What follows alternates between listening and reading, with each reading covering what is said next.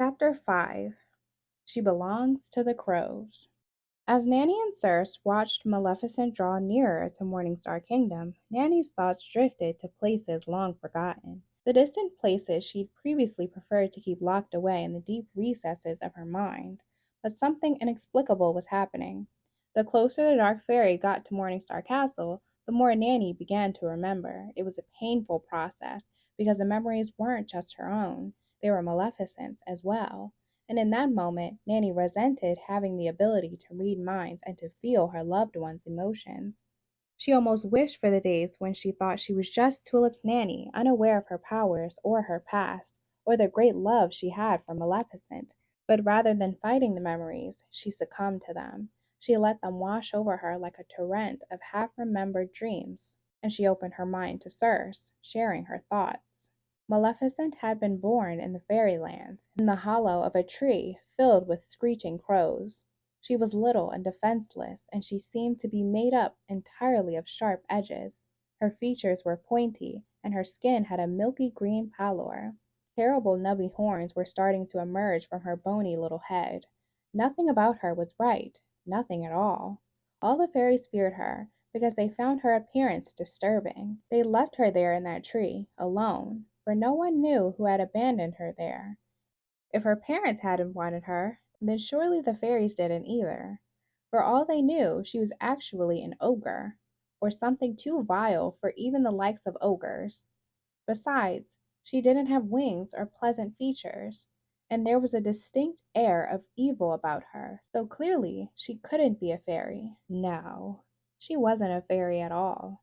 At least, that was what the fairies told themselves, to console themselves when they stayed up late at night wondering if they'd done the right thing by leaving the defenseless little creature in the hollow of an old tree. Whatever her origins, she belonged to the crows. The crows will care for her, the fairies told themselves. She must have been born of their magic. After all, everyone knew crows were evil. The fairies called her Maleficent. They had named her after Saturn, because of its unfavorable influence, and after Mars, a malicious god known to cause destruction and war. For that was what the fairies saw in her future: malice, devastation, and conflict. So the crows cared for her. They brought her food from the tables of other fairies. Sometimes they even took clothes off drying lines so that she would have something to wear. The clothes smelled of sunshine and flowers. They were warm from the sun and soft on her small frame. And so it went until Nanny, the one of legends, came home to the fairylands.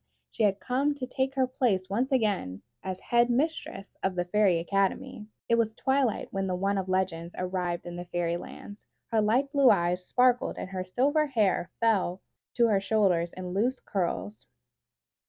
The sunset was a deep purple, with brilliant wisps of pink and orange streaking the sky. Already the stars were visible, and they seemed to twinkle more brightly when the one of legends was near. The one of legends smiled, happy to be home again, but her smile faltered as she spied the young fairy crouched in the hollow tree. Maleficent was 4 by that time, and still all sharp edges.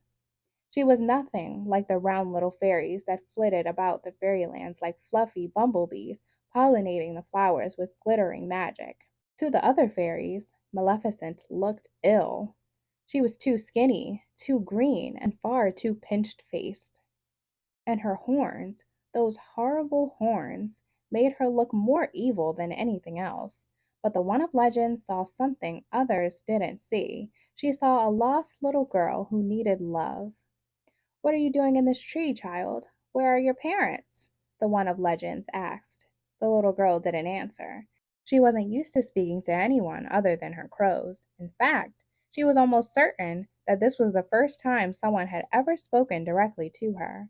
Though the woman's face was kind, Maleficent wasn't used to anyone making eye contact with her. She certainly didn't expect to see a pleasant expression when someone looked upon her. Usually, the fairies wrinkled their noses at her, when they bothered to look at her at all. "Speak, child. Who are you?" Nanny inquired.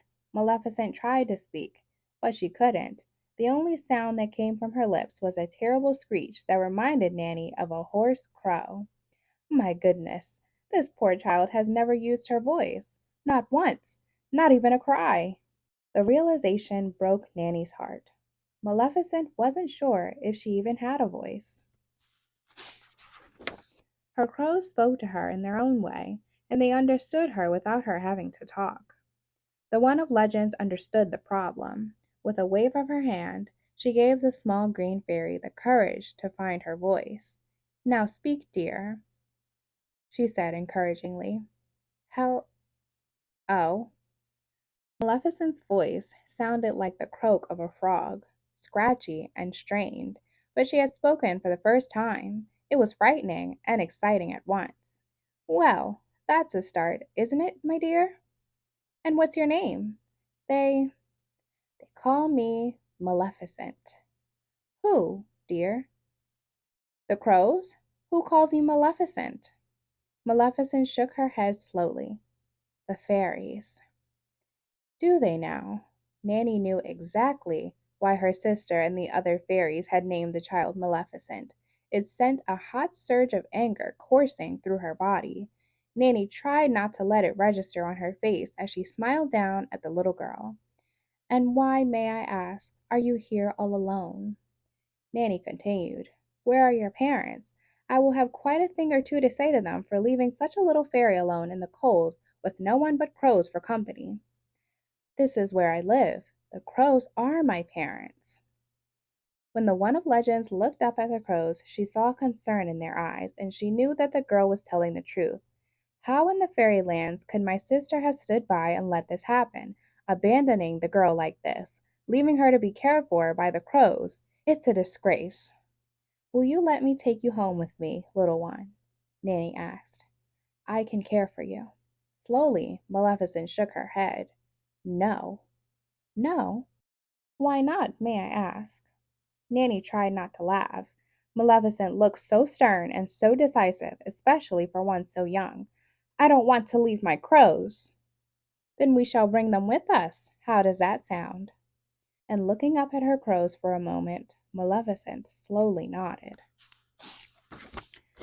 Maleficent's life utterly changed that evening. Nanny could see that no one had ever treated Maleficent like she was anything other than something to be feared.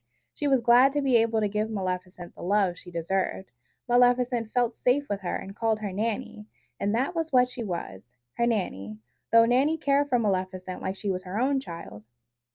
Together, they lived in a beautiful Tudor-style cottage with gingerbread trimmings and large paned windows.